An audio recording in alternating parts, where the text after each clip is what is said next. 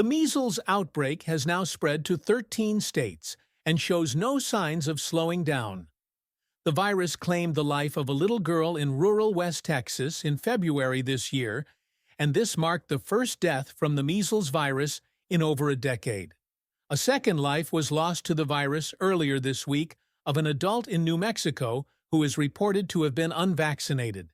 Texas is now ground zero of the virus outbreak, affecting 9 counties and 198 people.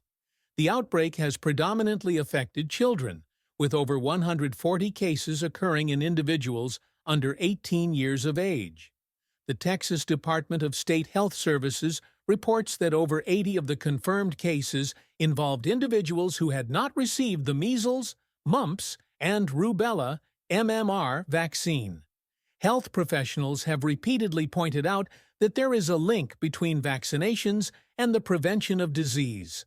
The 26th Secretary of the U.S. Department of Health and Human Services, Robert Kennedy Jr., had this to say. Right now, we have we're delivering vitamin A. We are providing assistance if people need ambulance rides, and they're getting very, very good results. They report from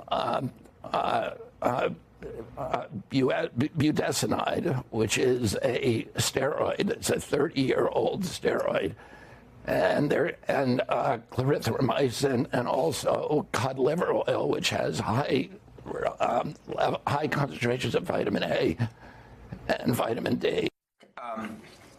It's deeply disappointing, and let's just get right to what's happening here. I mean, cod liver oil was the standard of care for measles in the 1930s, 100 years ago, before we had vaccines.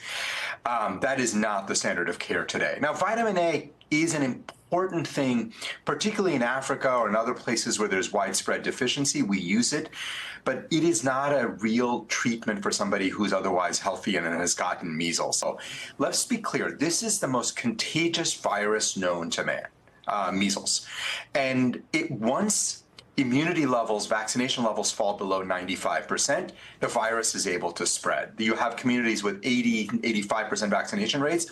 They are very susceptible.